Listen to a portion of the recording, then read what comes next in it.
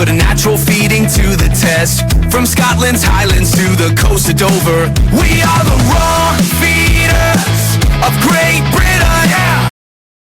Good morning. Welcome to the Raw Feeders of Great Britain podcast. Can you start by introducing yourself and tell people why I've asked you to come on the podcast today?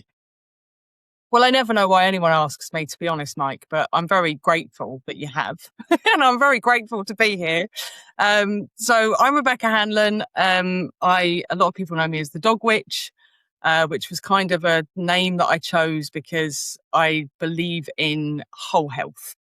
So I think holistic is a word that's bandied around a huge amount in this industry now. And sadly, I'm not sure people either see it as being this woo-woo thing that's like kind of totally untouchable, or they think that it's just doing a few things within their niche, if you like. And it's not. It's about looking at the body, the ecosystem, the planet, everything as a whole.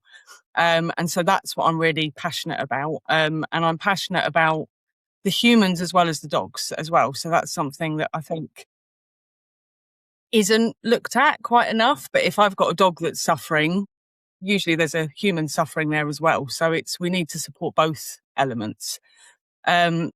So I basically worked in mental health for 20 years before I got into dogs, mostly in rehabilitation, worked with people with learning disabilities. I wrote syllabuses, did a lot of teaching stuff. Worked as an advocate, I would say, was kind of my primary role, was trying to support people, to empower people to kind of take control of their own lives and make their own choices and have autonomy. All the things I now do for dogs, basically. So there really isn't a huge amount of difference. I started studying dogs 10 years ago and was like, I've never been academic, but actually I can be academic when I'm studying something that I'm really passionate about. So I achieved my level 6. I tutor for Dog Genius, which are ABTC kind of regulated. And then got really into like the whole health stuff. So very much into gut health. So I've just done my level 3 with iPet, and I've been studying kind of nutrition for about 4 or 5 years now.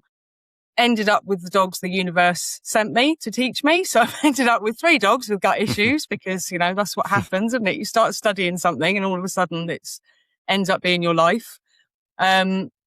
But I'm also very into herbalism as well. So I use a lot of herbs in kind of what I do. And I love working with other professionals. So really into how dogs move. So I work with a lot of physios, Gala myotherapists, vets, but also behaviorists. And, I just love working with other professionals. I love learning off of other people. There are so many, you said just before we came on, Mike, like there are so many amazing people out there that are not getting their voices heard. And I kind of see that as being part of my role these days as well, is really pushing that out there.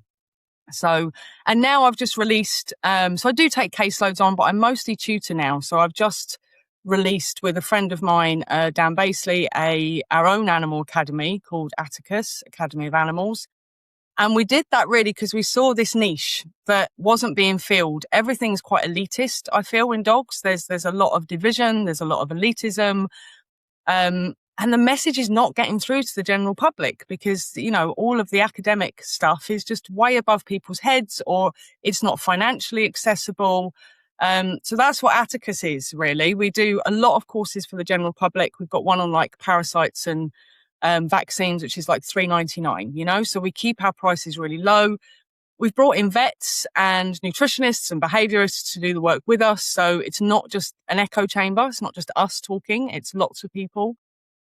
And then we have got a professional range. So my baby at the moment is a course that I've just released, Canine Triage Practitioner, which is a new role within the industry, which basically teaches people to have an understanding of all of the modalities. So we look at everything from, allopathic health, more kind of your complementary therapies, nutrition, behavior, movement. There's everything in there. And it's not to make people professionals in that field. It's so that we get an understanding how of other people work, that we have an appreciation for how other people work, and that we can start collaborating and working together more instead of working against each other, which I feel has happened in the industry quite a bit in the past. So So that's a bit about me. I've always got lots of fingers in lots of pies, Mike. I get too passionate and so No, start lots of no, projects. I can totally relate to that. Yeah. So fair play to you, because that is a lot of things that you're doing at the moment. And one of the reasons obviously why you caught my attention, plus the fact then I then saw you at the expo. Now, so in respect of what you're doing at the moment, because obviously at the start of it you mentioned woo woo, and I get that because a lot of people still think it is woo woo. As soon as you hear the terms like homeopathy, holistic, and things like that. But the ones that tend to be more receiving of it are the ones that have gone down the conventional route with no success. So they've got nothing else left. They need to give something else a go. And that's when I find that a lot of people start seeing corners being turned. Now, obviously, I'll always say it's correlational, observational. We're not here to make health claims or anything like that. But the proof is in the pudding. I do find, even observationally, if something's working, who are we to question why? Like, we don't need to know the ins and outs and the mechanisms of why something's working, as long as it is. And as long as the pets are healthier, the owner's less stressed, because that's a big one for pet health, especially for dogs, because they're empathetic and they channel that energy. So the fact that you're tackling both the human side and the pet side as well is brilliant. It's a double-edged sword. And the fact you've got the previous skill set from the mental health side of it, from the human side, is brilliant. One, because it enables you to talk to people. Your people skills are amazing, because it's the same with dog training. 9 times out of 10, it's the training the human, not the dog. Do you know what I mean? And a lot of the times I do find that's where some professionals do struggle. They struggle with the teaching human side of it.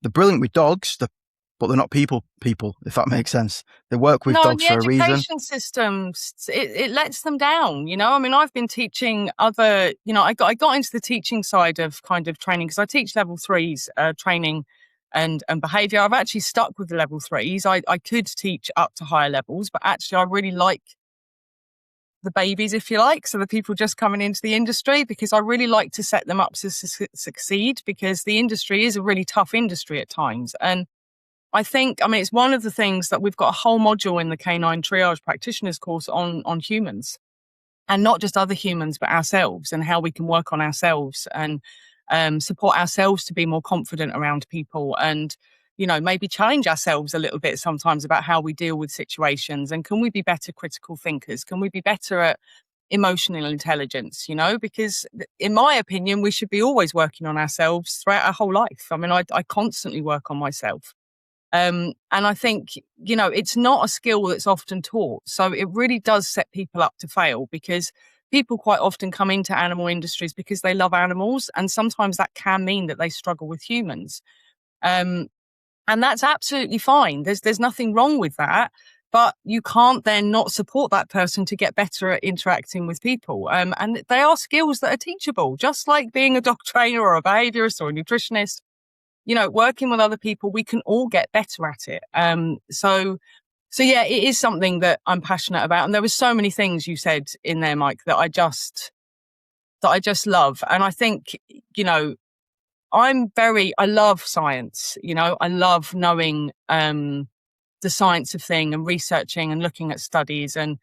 But we really let ourselves down in thinking that science is only what has been proved yet. And I don't know why that idea it's a very Western kind of approach to things. I find that unless it's been peer reviewed, it doesn't exist. Well, that's not what science is. Science is constantly trying to find new things. And Western science is actually pretty rubbish at sort of doing research on the more woo-woo topics, if you like. So if you take sort of plant medicine, for instance, every plant is totally different. To do a study on plants is really, really tough. It's very different when we take one compound out of that plant and then we do a study on that one compound. We've broken it down into this tiny little part.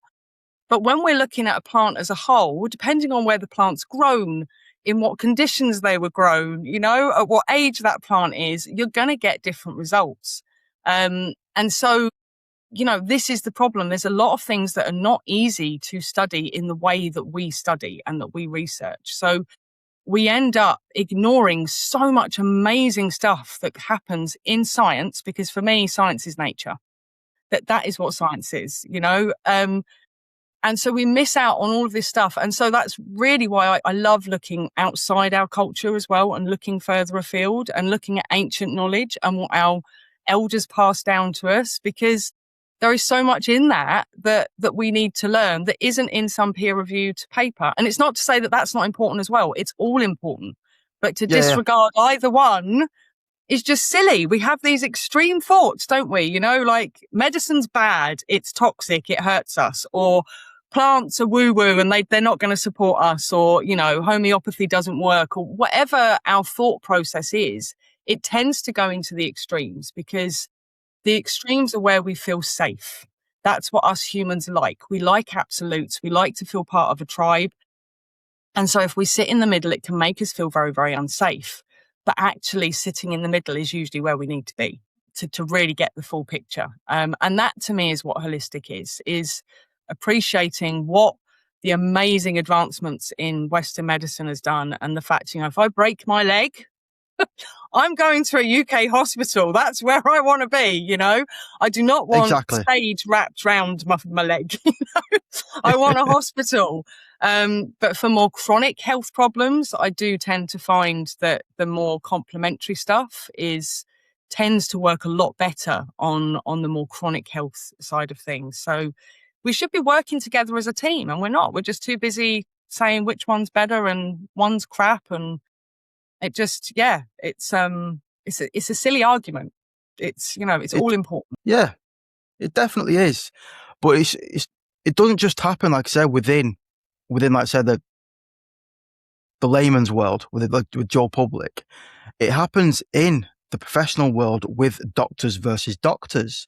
Absolutely. And that doesn't help now, because you've got social media and you'll have doctor versus doctor arguing online like children, trying to get their point across. And that doesn't help no one. If anything, that just fuels the extremes from either camp. Yeah, it does. Because and that's exactly what we're seeing at the moment, isn't it? This massive polarization, which I do think is there's a massive thing that social media has definitely helped create, that is this polarization. Yeah, definitely. As much as, like I said, I do love social media, and I do think it has its great points, but it does make misinformation really easy to spin. And it also makes the credible information really hard to find, because you can't tell which is which unless you're educated and you've been down those routes, and you're networking with the right people to mind jam with and just talk about it with. So yeah, as soon as you start picking sides, that's it. You people will say, "Oh, you're on that side of the fence, so I'm not going to bother talking to you," which is the wrong mindset. Which is why I've opened this podcast up to everybody. I've been trying to get veterinary nutritionists on board. Basically people like Royal Canin, Hills, get them on board to give us their views and explain to the world, which they don't do enough of, on the decisions that they're making. Now, when I look at a bag of dry food, I can find the faults in that all day long. And when comparing the data to what's actually been found versus the product, there's a bit of a mismatch. But it's like I explained to everybody, the pet food industry, in my opinion, when they're catering to the masses, they do a great job, because they don't know the pets as an individual. It's like us taking a wild stab in the dark and saying, you know what, this is complete and balanced for your dog, fingers crossed. But obviously it's got a lot of research behind it, and they've been able to strengthen that prospect a lot. But still, some pets will fall through the cracks because it's done on the laws of averages, and they know that. And they're not militant enough to say, "Oh no, we're right, you're wrong." If you ask an honest question at that chat with them, they'll say, "Yeah, do you know what? It's not for every dog, not for every cat, and yeah, you may need something that's more tailored, specific, done by a veterinary nutritionist." It is which is great. honesty, I think, and the thing is that I always question is, well, what is a veterinary nutritionist exactly? Because there is no canine nutrition qualification, really. Be honest about it. Like, there isn't anything out there. Like, if people go and do a degree in nutrition, it's more on farm animal feed. That's what they're learning about.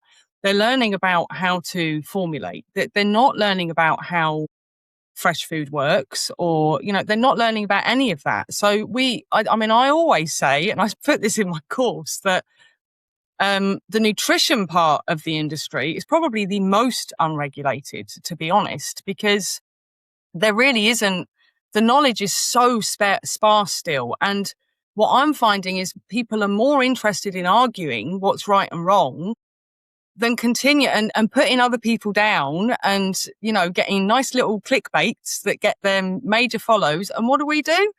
We all fall for it. We all love a drama, you know. It's like EastEnders on Facebook, isn't it? You know, yeah, let's get riled up and hate.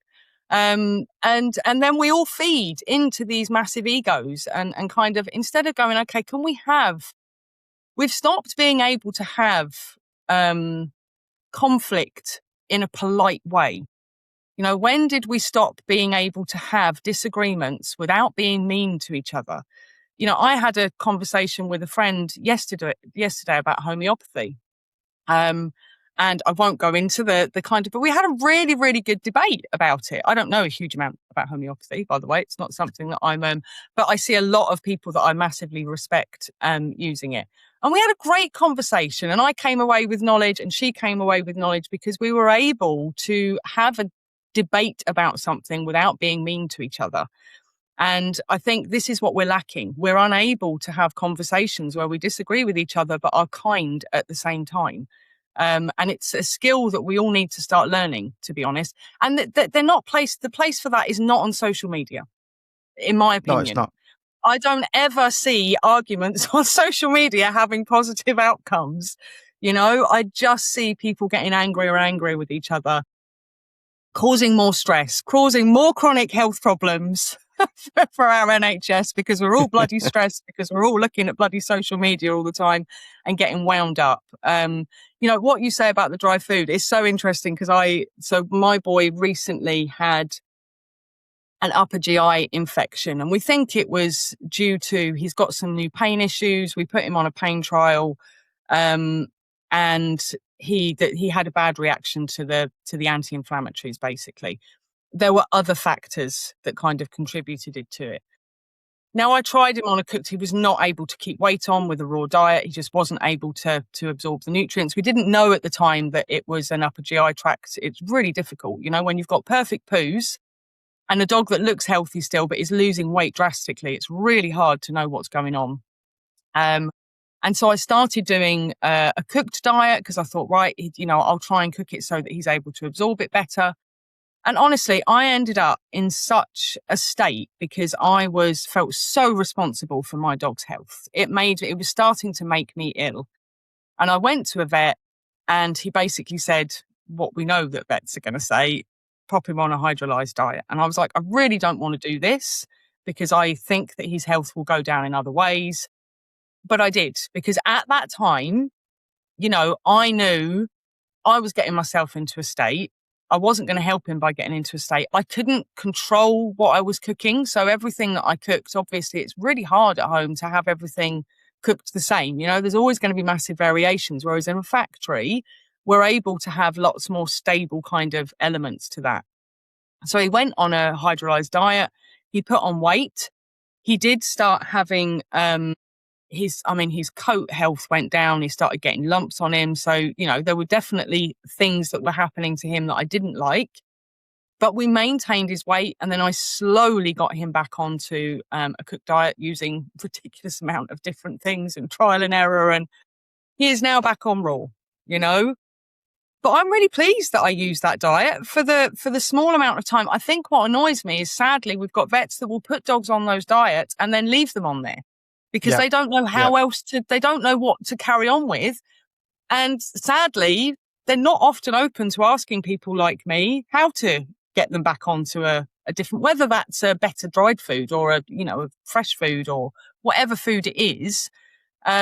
I think a lot of this is that there are a huge amount of egos, and, you know, we all need to say there's a lot of stuff we don't know yet, and we need to work together to get to know that. It's so yeah, I mean, I'm the same with, you know, I actually have people say to me, because I work in a pet shop one day a week giving nutrition and behavior advice, and sort of people in the nutrition world are like, oh, how do you advise people on dried food? You know, like, how can you sell that with good conscience?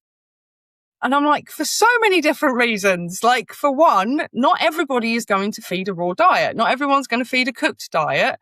I work with the person and their abilities and their lifestyle as well as the dog. I have to, otherwise I'm not helping anyone.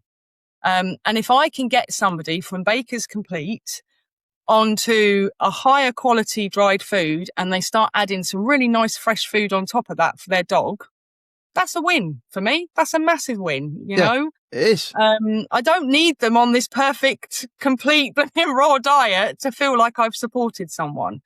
And I think one of the biggest arguments I have as well against raw, in a way, is that if we all started feeding our dogs 80% meat, we would have a massive factory farming issue. We would have a lot of animals like our cows and our chickens. They're already suffering for our benefit, you know, because of the mass amount of meat we eat.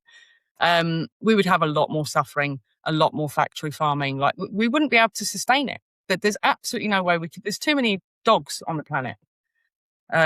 So it's just another extremist thought, isn't it? That just doesn't help. It's not looking at the whole picture. It's No, yeah, exactly that. And another reason, obviously, supply and demand. If everybody converted over to raw or even fresh for the pets, it. Yeah, prices are going to go right through the roof, because obviously supply and demand. The supply will be able to keep up with the demand. So I'm grateful for kibble feeders to help keep my costs low. So yeah, thanks. yeah. But well, freezers. I've only just thought. Like, I work in the shop, and like, we've got these three big freezers. How much electricity is that using? You know, we're looking at the moment.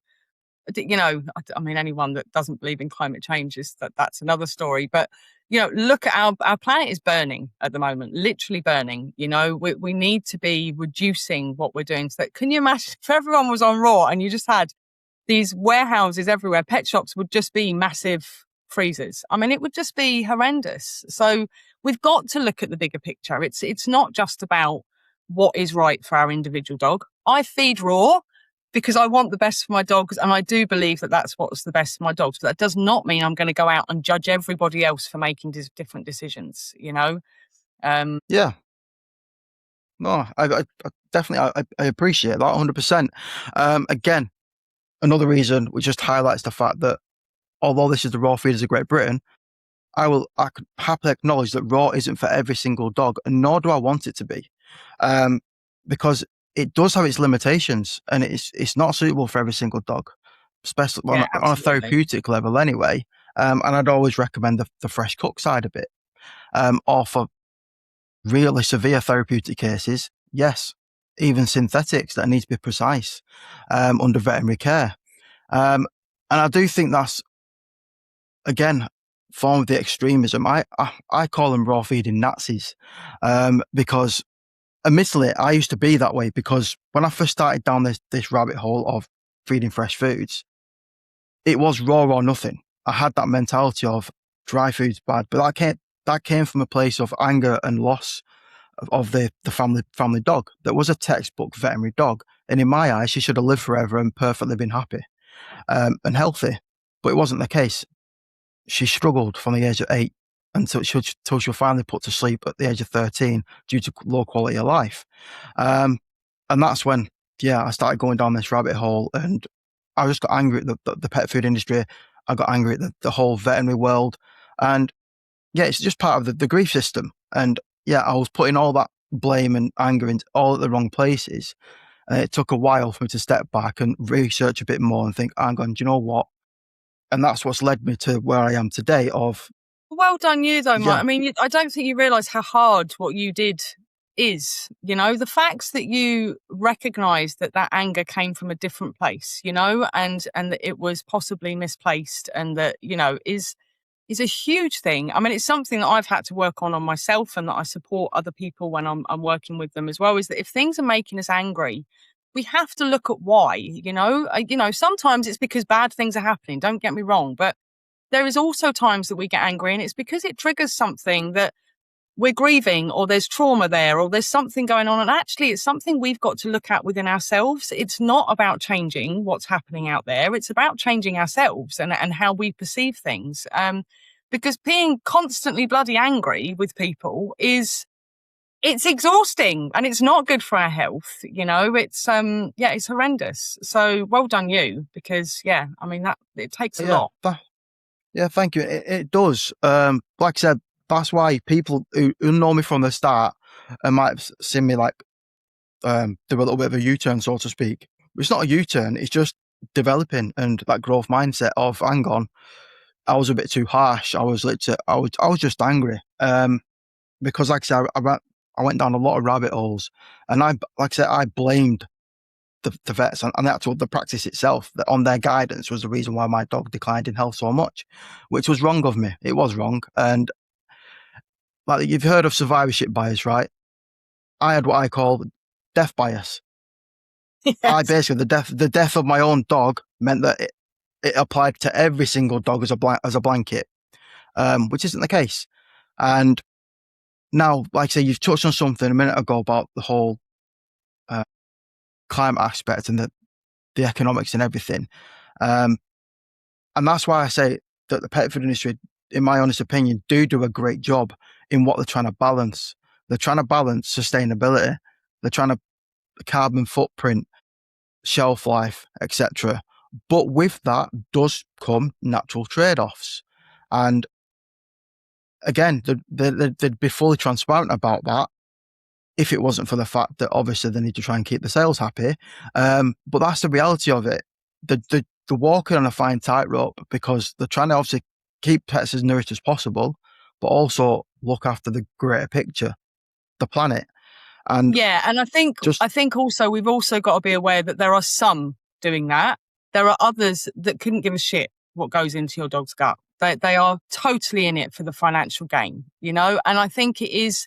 And that's the thing. It's knowing that bigger picture, isn't it? And being able to look into, I want people to really start looking at the products they're buying and support the people behind those products as well as the product, because if we're looking behind that product and we're seeing people that actually have no interest in whether our dogs are healthy or not, and they are just trying to make money, and we can't be naive to think that a lot of people aren't doing that. They are, Yeah.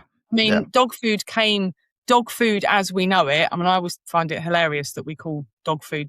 I mean, we've only had this bag of dried food for like how long, and dogs have been living on proper dog food for tens of thousands of years, It's like when people say a chicken is like human food. No, a chicken is an animal, a sentient being that we eat and that dogs eat as well. It's not human food, So I think it is being more critical in our thinking and looking behind and supporting the more independent places that are genuinely doing it. Yes, we've got to make money. It's the same as me setting up Atticus. It's the same as me. I have to make money. I have to be able to pay for my dog's vet bills and my dog's raw food and, and keep myself alive. But I genuinely want the best for the greater good. I do my job because I'm passionate. It's not, my main drive is not the financial side of things. And actually, I believe that that's why I'm quite a happy person, is because my drive isn't to do with financial gain, because I will never be rich, but richness definitely doesn't bring happiness. So, I think looking at those people that are passionate about what they do and supporting those people, you're going to get a better product, for one. And hopefully we could possibly push a lot of the businesses out that are in it for the wrong reasons, but we can only do that by our feet, really, by what we buy, can't we? So, but it's not like, they're the devil and, they're, the more and more we've got the raw is becoming popular. We're going to have the same with raw companies. Not all raw companies now are there in it for the right reasons. That we're going to get people see pound signs. They're like, oh, this is a new trend. Everyone's doing this. We can make some money off this. So it's not that, the raw companies are, in fact, they're being bought out by a lot of the companies that have been doing the dried foods all along anyway. So it's just having a little bit of critical thinking, do a bit of our own research, isn't it? So that we're supporting the right people in the industry. Because there are people out there that are just in it for their own gain, sadly. And they're not people that we should be supporting. There is, and you probably see some of my posts about from a business level, when it comes down to compliance, about the red flag moments that I have, because when somebody starts producing raw from out of the woodwork and they've just started selling it at ridiculously low prices, I have to question, one, what they're putting in it, two, where they're getting it from, and why. Like, selling raw products at the same price as a WAG training treat, it's ridiculous. It really is. And it's just a race to the bottom, because then from a consumer perspective, that sets the bar of what they expect all raw to be. And it's just not manageable at all.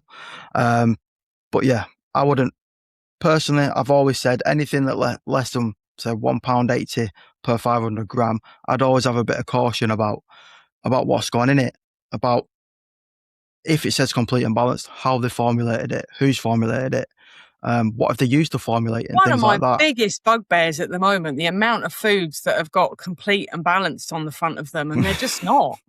They're just not. Yeah. I mean, there's just nothing. No. I've even been caught out by it, because I do, I like a bit of DIY sometimes. I do, my dogs all eat different, to be honest, because they've all got different needs. And so I buy sort of lots of different stuff. And I must admit, with all the stress I've gone through recently, I was like, do you know what? I just want a complete food for the minute, just so that and I was caught out. I was looking at the back and I was like, this is not complete. What the bloody hell are they? So yeah, and that's really difficult, because, how are Joe Public meant to know? I mean, it even annoys me with 80-10-10s and kind of your big bags of just like your free flow minces, just the muscle meat.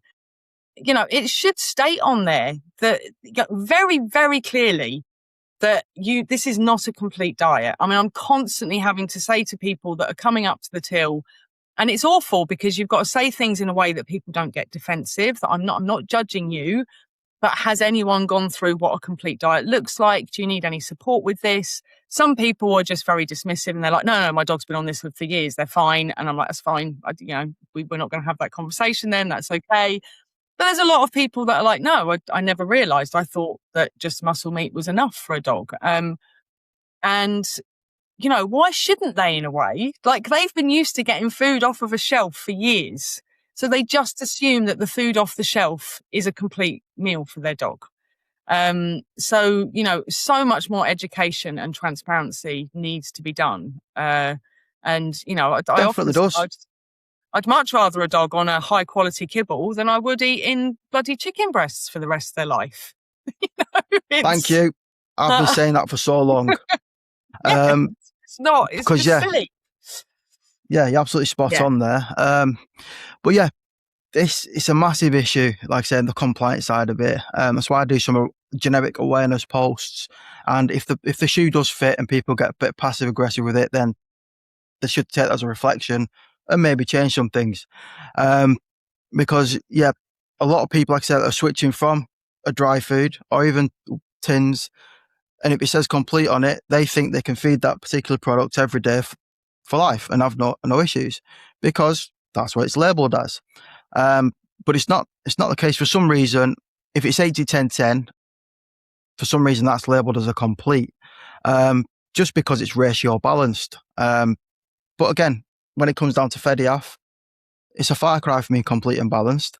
And a lot of people don't realise, again, because of the lack of knowledge, that see the raw trending, picking up, they want a piece of that pie. They think they can just whack out anything and put whatever they want on the labelling. But they can't, because the legislation, all the compliance applies to them too, exactly how it does to the kibble manufacturers. The labelling's got to be clear, transparent, and you've got to jump through all the necessary hoops.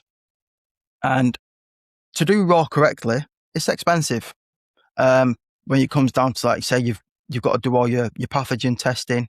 You've even the applying for the DEFRA license and doing your HACCP. That's expensive. You pay someone to do it because it's much easier.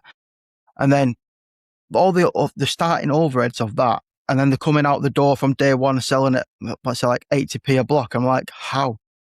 Yeah, no, it's really How are scary. you managing that? It's really scary. Because yeah, and I would much rather somebody on to be honest, a high quality dried food and adding fresh food that you know where it's come from, if I'm honest, then, I've said that to a few people that are, I think one of my big things as well is that we all sit in these, we are on Raw Feeders of Great Britain, so we're talking mostly about food, but, I've seen dogs that have been on shit food for the whole of their lives and live till they're like 23. I've always been brought up in a community of farmers.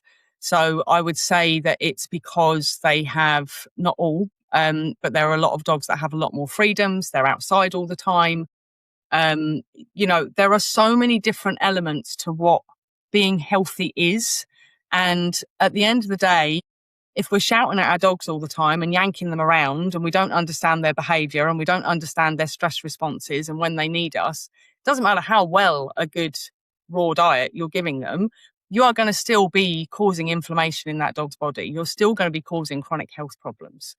The same as movement. If you're not aware of, there's such a high percentage of dogs with arthritis these days. I think it's something ridiculous, like 40% of dogs by the age of 2 have got the start of arthritis, and obviously if we're feeding a fresh diet, we're going to be supporting that, absolutely. But if we're not recognizing when dogs are in pain, which we don't recognize when dogs are in pain, even really, really sort of good savvy dog people miss pain signals in dogs, then there can be another whole stress element that's going on in that dog that we don't know about. So, it's about looking at the whole picture all the time, isn't it? And not just focusing on one element of our dog's lives, because, sometimes a dried food might be the only choice we have, and if that's the case, you're being really kind to your dog and your dog has amazing autonomy and choices and freedoms, and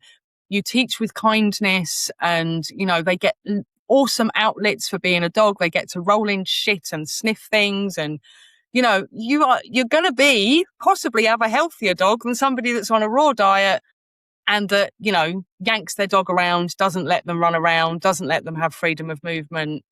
So it's, it is looking at the whole picture. And it's the same with us. It's no different with us. We need all of this stuff as well. We need kindness and, good healthy diets and good movement and good outlets for what we need to show up for our dogs as well. So there's just such a bigger picture to look at, isn't there, than just food? Yeah, there definitely is. And again, I find the more questions that you ask, the more questions you end up having, because there's never an answer that you're satisfied with. There's always more because we don't know enough. And it's interesting you say about the freedom of movement and stuff, because I do find what a lot of people, when they get puppies especially, is they stick to these boxed rules that apply to every single dog. Like, I'm sure you've heard the 5-minute exercise for every month of age, up to twice a day. Drives me nuts. Yes. but then that means like physical, intentional, like exercise, not you going for a walk and things like that, or generalized enrichment. And I do think a lot of owners, through no fault of their own, just by doing what they think's right, is as soon as the dog gets to 12 months old, they've gone from what I'd call a sedentary lifestyle to then expecting to be like Usain Bolt. And that's when, like I say, the injuries can occur because they're not used to it. Yeah, absolutely. And obviously over time, that does have a knock-on effect on the joints, because they've never had the practice in the first place. They've just gone from 0 to 100 just because the dog's turned 1. And I do think these blanket rules like that are very, very dangerous. Ridiculous. And no movement specialist would ever advise that either. I work with people that specialise in, and it's not what they're advising. As you say, it's big impact stuff. That's the problem. If we're letting dogs at a young age when they are still growing, their platelets are closing and things, you know, we don't want them jumping out of cars onto, you know, although saying that, we did let our guys do that quite a young age because they're Podencos. Their legs are like the length of the bloody car. So they weren't jumping out of the car, they just stepped, you know? So again, it's being sensible with the individual dogs that you've got. But yeah, I mean, there has never been, if you go into a field and just allow your puppy to sniff and explore, that is not putting pressure on their joints. You know, that is building up. The problem is we're quite often putting them in because we're told that we've got to socialize our puppies, which, don't get me wrong, it's very important. But sadly, socialization has also been seen as this thing of just shove them with loads of other dogs. So we're then getting, you know, this massive over-aroused play. We tend to find puppies put into situations where, say you're in a hall or even in a field with lots of other puppies, they will feel inclined to play with each other because sometimes because it diffuses tension. It's not always about the play. So it's not actual natural exploration. Whereas when I used to do my social interactions, I would try and do it outside. So I had a big open space, but then I would also make sure there was lots of other enrichment. And you'd be amazed when there's a lot of other things for those puppies to do. They don't choose to be with each other all the time. They choose to engage with their environment and then maybe come in and have a little play with each other and then go off again. And it's such a more natural way of them developing muscle and, you know, than this high intensity. You know, I mean, ball throwing, you know, I think many of us now know that excessive ball throwing is really not good on our dog's joints. You know, if you throw the ball a couple of times, it's fine, especially if it's in long grass or maybe in the water or whatever. But this repetitive going backwards and forwards is causing huge amounts of strain on their joints. So yeah, it's knowing all of this. Slippery floors, you know, just the amount of, and that's going to get worse as we get a hotter country. I mean, Spain was horrendous for it because obviously when I lived in Spain, like everyone had tiled floors. And so I was constantly having to go in and just be like, you need to have rugs around. And so many people would be like, oh, but it's really annoying. I have to. And I'm like, yeah, sometimes caring for another being is not always exactly how we want it. But if you're letting dogs skid and slide on slippery floors, laminates, things like that, it is going to wear and tear on their joints. You know, it's not natural surface for how they're designed. You know, we know what we're like walking barefoot across certain things. You know, you end up being more cautious, so you hold your body in a certain way. And so there are so many simple things we can do to kind of enable our dogs to be stronger physically as well. And I always say autonomy is, you know, allowing dogs to have freedoms as much as we can. Obviously, we need boundaries. That's life. We all need boundaries. But dogs have quite a lot of boundaries anyway. I always find it quite amusing when people go on about dogs needing boundaries. And I'm like, are you kidding me? Like, we choose when they eat. We choose what they eat. We choose when they go out. We choose when they have sex. We choose what friends they have. We choose who they live with. We choose every single aspect of their life. But you're talking about them needing more boundaries. Like, you know, can we maybe give them a little bit? A few more choices in life. Well, when you say it like that, we're a bunch of narcissists, aren't we? Well, we are a I bit. never thought of it like that. I have never thought of it that way at all before. Wow. Yeah, we do control them quite a lot. All we do, we spend our day controlling our dogs. You know, they have very little autonomy. So when we can give them freedoms, we need to find ways of giving them more freedoms. You know, because what's the point? What's the point in living with another species to try and make them more like us and to try and control them? You know, I mean, don't get me wrong. Yeah, it will feed certain people's egos, but it's not where true happiness comes from. You know, No, exactly. It's like, don't get me wrong, like I said, I do find it impressive to look at and think, how the hell have they done that? When I struggle with the basics with my own dog, when they teach like dogs to dance and do tricks or flush a toilet and things like that, I'm thinking they're all a bunch of Eliza Thornberrys. They must be able to talk to the dogs, literally talk to them, because I don't know how they achieve it. No, they're just very good at conditioning. It's not, you know, actually talking to a dog I'm not saying I'm absolutely not against training, and I'm not saying that there are not dogs that enjoy doing all those things. There are, but I think again we can go extremes in this. Is it? And we always have to ask, and I always do ask when I'm talking to my clients who want to do sports with dogs, or I'm like, just make sure you're doing it for both of you and your dog, not for you. Because I see dogs doing those things that are doing it because they're conditioned to do it. And conditioning is not the same as having choice. Just because a dog chooses to go to a crate every evening because that's what was conditioned as a puppy does not mean that that's what they would have ever chosen if they were given free autonomy. We're conditioned by adverts. So we'll watch TV and we'll end up going out and buying stuff totally subconsciously because we've been conditioned to think we need these things. I mean, it's what consumerism relies on, it's what our whole society relies on. Now, that type of conditioning, we may feel good when we go and do that. And that may feel safe when we're going and buying that. But that's not what true freedom is, and we've got to understand that with our dogs is that, yes, we can condition dogs to do a lot of things. It doesn't always mean that it's the right thing to do. My dogs are feral. And my life is probably harder because my dogs are feral. It's harder to manage them. It's harder to keep them safe. I have to put other boundaries and things in place to make sure they're safe. But I know that they're very happy. I know that I see my dogs saying no to me and having choices in life and being empowered in certain situations. And I know that our relationship is much, much deeper because of that. Because they're like, oh, okay, I can have a conversation with her. This is not just about me doing as I'm told. We can have a back and forth. And there is something beautiful about that. So sometimes letting go of that control is really hard, but it does mean that you get a depth to a relationship and I was always close to my dogs. Even when I did do all of those things, I always had a good relationship with my dogs. But I have a different relationship with my guys now, since I've kind of understood them better and given them more freedoms. And I can say no to them. I'm not one of these force-free people that say you can never say no to your dog. I can absolutely say no to my dog because I have a deep enough relationship where we have an understanding that sometimes I can go, do you know what? That's just not going to fly today. Nah, we're not doing that.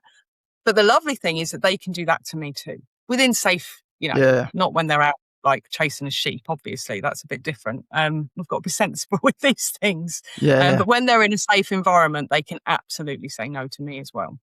And I think that's where, when we look at sort of dogs living to a ripe old age as well, when they're given this autonomy, my mum's dogs, I guess I was brought up in a place where that happened because she farmed. And so her dogs just roamed, they just had the freedom to roam and catch rabbits and eat rabbits. Our last girl, mum's last girl, ate rabbits for a bloody pastime. I'm surprised she had to feed her, to be honest, but what a wonderful life for a dog. I mean, that's, No, definitely.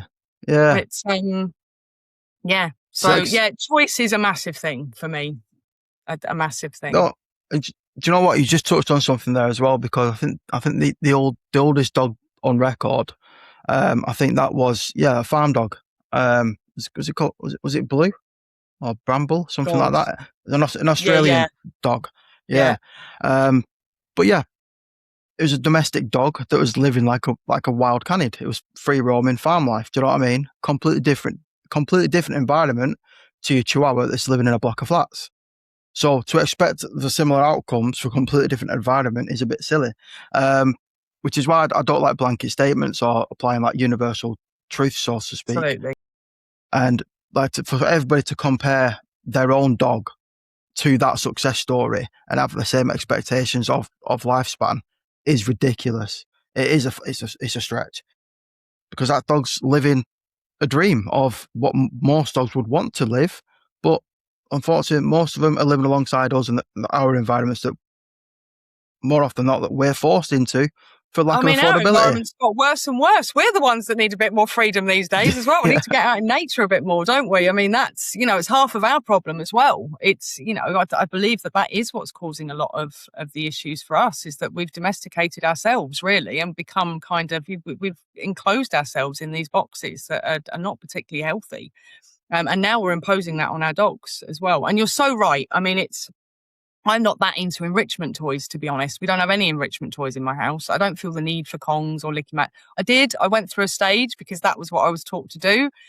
And then I was like, my dogs go out and dig holes in the garden and they chase mice and they roll in smelly stuff. And, that's their enrichment. But that's because I have the ability to allow them to do that. And I have the space to allow them to do that. So I absolutely advise people to have enrichment toys if they haven't got that ability. So exactly like you're saying, we need to look at the individual situation. It's not that enrichment toys are bad. They absolutely have a place. But if we can get our dogs to experience the environment around them as their enrichment, that's going to be the best enrichment. The outside is the best enrichment, not a Kong. But not everyone's got that. Not everyone's got that. So exactly. So I think that's a lot of these enrichment toys and things like that. They have come from a place of one, human convenience, to help keep a dog occupied, and also it's an alternative for an outlet if you can't provide it naturally through the environment, which is great. But again, I think some people have gone from the consumerism side of it and they've got more enrichment toys than socks. Do you know what I mean? And I think it's the whole humanization of pets as well doesn't help, because dogs have got toy boxes. With a load of bloody milk bottles and empty bloody recycling. My old boy, his favourite game was to empty the recycling. We used to take anything dangerous out of there. And then we'd just watch him and he'd go over and he'd take out one bit from the recycling, go lick that out, go and get the other. And he'd empty the whole of the recycling, It was way better enrichment than any toy that you could buy off the market, So yeah, I'm not trying to do Kong out of a job, because I think they're awesome, by the way. I sell a lot of Kong stuff and I think, and other enrichment toys. But as you say, it shouldn't take the place of things, and it shouldn't be just, sometimes convenience is fine and we need that. It's the same with sticking kids in front of a TV, sometimes mum needs a break. But if we're doing that all the time and we're not enabling them to climb trees and be outside and do what, that they're meant to be doing, that's when we're going to start getting issues. Again, we're not seeing the body move enough or the brain being used enough, or, so yeah, it's just trying to kind of, I guess, for me, it's trying to get back to where we came from a little bit more. I think that's what I try and do as much as I can, is just to be in touch with the planet that we live on a little bit more. And our dogs are the best to teach us that, because they do that naturally.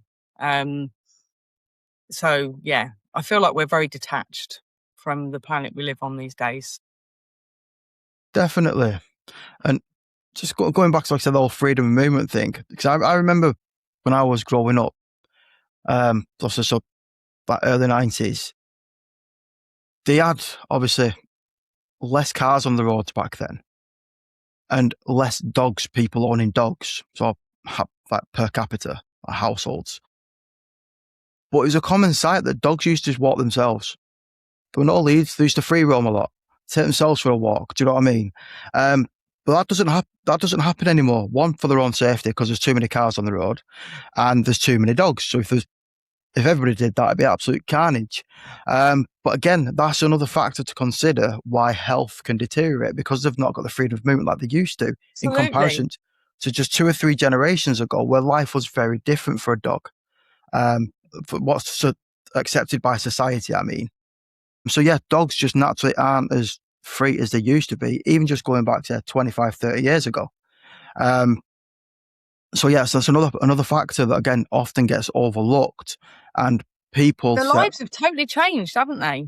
Their lives have totally changed in the last few decades, as of ours, really. If you think of like the rise in ultra processed foods, the rise in chemical products, the rise in busyness. It wasn't that long ago that we could afford to have one person at home. So dogs and children had that mainstay figure with them all day long. They had company all day. They don't get that anymore. Their lives have totally changed. I've always said that I think dogs are incredible to be so adaptable to live alongside humans the way they have. But we are asking more and more of them, that the longer this relationship is going on and the more we become a consumerist society, and needing things all the time, the smaller and smaller we're making our dogs' worlds, and the smaller and smaller we're making our own, actually. And it's not everywhere. I think this is the other thing as well. We only see our bubble, because you go to other countries. I mean, when I went to Nicaragua, the dogs were everywhere, and they were pet dogs, and they were, and obviously it depends on where you are in.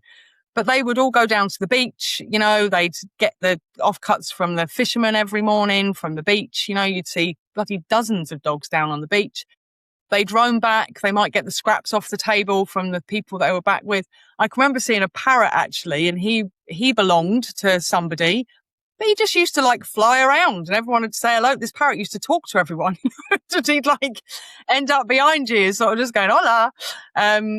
And, so there aren't even the pigs there, which I found amazing. So at the time that we went, the government had issued 2 pigs to all families so that they could support themselves, so that they could, get stuff off of and these pigs would just roam everywhere and then go back to their people at the end of the day. So there were no farm gates where we were at all. You'd just have pigs roaming in the streets, and then you'd see in the evenings them go back and they'd get fed. And so, it's not everywhere in the world. If you look across the world, people live very differently, and our dogs live very differently. And I love studying street dogs. And don't get me wrong, our dogs are different to street dogs. You can't always compare the two.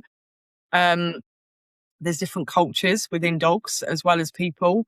But we can learn so much from seeing how they behave with each other and the autonomy and the freedom that they get. And then quite often we go over and say, oh, we need to rescue you. To what? We'll rescue you and take you back to a flat, shall we? So not all, some street, there's a lot of street dogs that do need adopting. I have street dogs, but there are some that are perfectly happy where they are, and again, it's our idea of what a dog's life should look like. I know for me, if I was a dog, I'd want to come back on, some village where they respect the dogs, but I'm allowed to free roam and I get, scraps from the plates. Yeah.